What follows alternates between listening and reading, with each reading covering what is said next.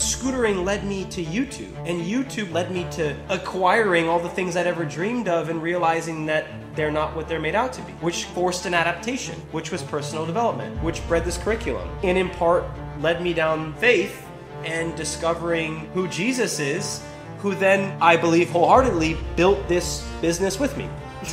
Become more curious. Become explorative in your 20s. I'm hot, I'm sweaty, and this is episode 5. Where we dive into the curriculum that lives in what I call the 20s handbook that I teach in my mentorship program called Unlock 20. This curriculum that I built is what took me from where I was at in 2020, 2021, experiencing all the success I'd ever dreamed of, having the money, the supercars, traveling, the status, unfulfilled, confused, frustrated, to where I am today, truly in my purpose, mission-driven, and serving the world, like truly changing the lives of young men. As I like to say, pulling men out of the world, truly. When I was at that age, I had been living exactly the life that the world tells us you should live, and I wasn't experiencing the joy, fulfillment, and peace that was promised. And this curriculum was sort of the coping mechanism I had used to artificially generate progress in a season of my life where I wasn't feeling it at all in my work. Fitness and health became sort of the early obsession with personal development, becoming a better communicator, and later finding my faith and being more intentional with my community. In this series, we're diving into each piece of the curriculum separately. Today, we're going to be talking about what I find to be counterculturally the least important of the curriculum. Not unimportant, but the least important, which is business and finance. Why do I say that? Well, first and foremost, almost all of my clients who come to me, predominantly young men, are allocating 90 to 95% of their attention and their time towards their business. And so what we're seeing is neglect in all the other facets of their life. They're wondering why they're not fulfilled. They're wondering why they're not rich in community. And experiencing the fruit is because even if they have found success in their business, they're lacking everywhere else. It is still something that I want to prioritize in the curriculum for a couple of reasons. One, I still want to help and work with my clients in their business and the things that they're pursuing. I think it's important to prioritize that. I think financial security is really important. I think you can't operate truly creatively if you're worried about your finances. I don't think you'll be optimizing your health if you're stressed about your business, because stress leads to reduced sleep quality. It leads to increased cortisol that actually has health repercussions. I still think it's important for you to have a grip on your finances and to steward that properly. If any of you guys are at a place in your life where you truly are longing to financially invest in yourself, in your development, I'll have a link down below to book a free one-on-one. Please show up to the call. I slot out time for these calls. I take them all personally. It is not a way to just talk to me. This is for people who are truly wanting to lock in and to experience more fruit in their 20s and be more prepared to be truly effective in their 30s. Now, we've addressed the big problem I see, right? Most people in their 20s are overly focused on their business and their finances. And ironically, most people are also struggling in their finances. And you may ask the question, well, why is that? Why do you want me to prioritize my work less if my finances are my main struggle? Prioritizing all these other things actually flow into your business. Sometimes the illogical thing to do, what seems illogical, is actually the best lever to pull to achieve the outcome you're looking for. So when it comes to your finances in your 20s, you're not going to become any more effective in the business space if you're neglecting all these other pieces of your life. And rather, even if you do find success and you do overcome this money problem, when you acquire it, it will not give you what the world promises it will, because you will still have all these other things in your life that need help that you've neglected. Your community will be lacking. You'll feel lonelier than ever. If you're so focused on money, you will lose yourself. You will not be firm in your identity, and you will not be living out your true purpose, the thing that you are to offer the world, that you're designed to offer the world. I think something a lot of people are really struggling with pertaining to their business in their 20s is the what. What do I do with my life? I'm struggling financially, perhaps. And on top of that, I don't even know what I should be doing. And you feel like you're in this race against time because social media is oozing with comparison, deceiving you into thinking that you should be a millionaire because you're looking at the lives of all these other people who are likely lying to you to sell you a course or a service, instead of going out and just being in your 20s and trying new things and becoming comfortable with failure or comfortable with discomfort. You're just lost and struggling financially, and you don't know what to do.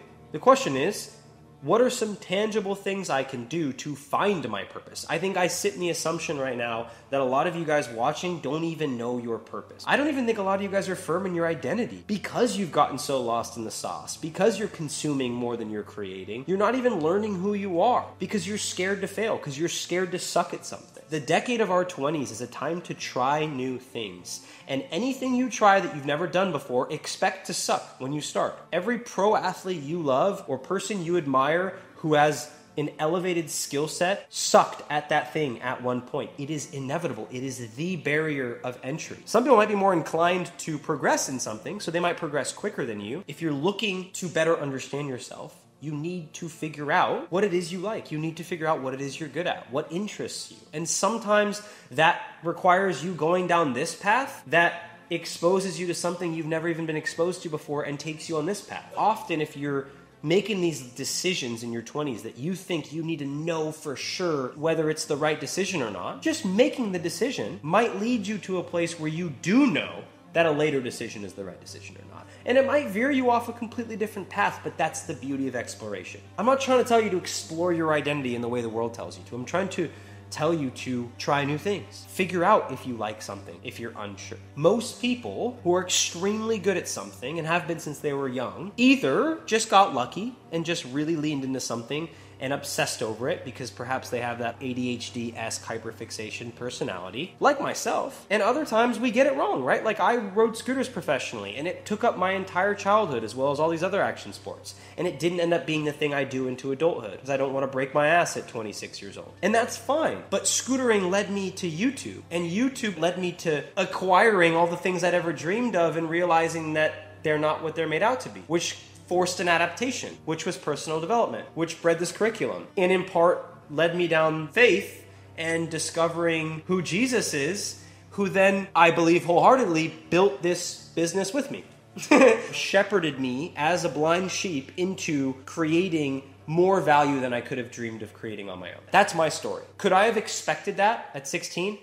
Heck no. Did you hear what I just said? Obviously, no one could have guessed that. But if I didn't lean into YouTube and try something new and be willing to veer away from scootering, and at a certain point be willing to rip the band-aid of YouTube off in 2021, when I decided to create my creative consulting agency to do ideation for YouTubers, that would have never led me to this business. And now imagine a world, I know some of you guys are like, Jordan, you're not that valuable, but truly, with the belief that I have and the impact I will make and am making, imagining a world where I'm not doing this breaks my heart. I'd be walking out an identity that isn't aligned with my true purpose. If everyone watching this video is looking for tangible ways to figure out their purpose, to get a better idea of who they truly are and what it is they have to offer, you need to try new things. You need to be explorative, and you need to take risks and be okay with failure. That cliche, every failure is a lesson, is true. It is a cliche for a reason. You learn more from a failure than you learn from a win. Sometimes it's nice to avoid the failure and just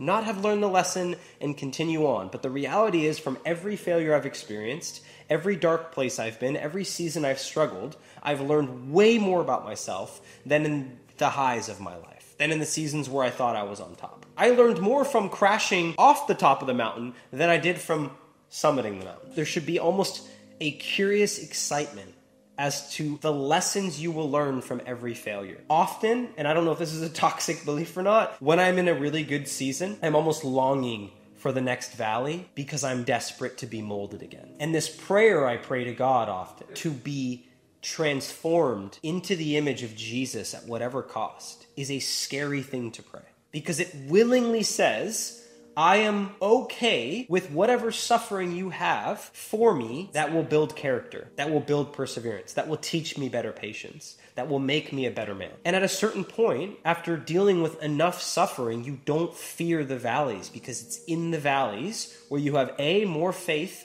on the outcome and more reliance on God, your creator. B, where you know that you are getting all of the gems that you will take with you back to the peak of the mountain. And the only difference in my life from when I used to summit those mountains to the ones now are when I'm at the summit now, I'm rejoicing and I'm so grateful every day rather than trying to climb even higher. I'm just grateful that I'm in a place that I prayed for from the valley. And so there's this grace required to be content with the process. The process is what it's all about. And if you don't stop to enjoy the view, when things maybe are perhaps tough, then you'll black out all the way until a point where you are unfulfilled based on an expectation of a rival. I do want to touch on finances a little bit since this is business and finance. I've made a lot of mistakes financially in my life. And again, I've learned from them.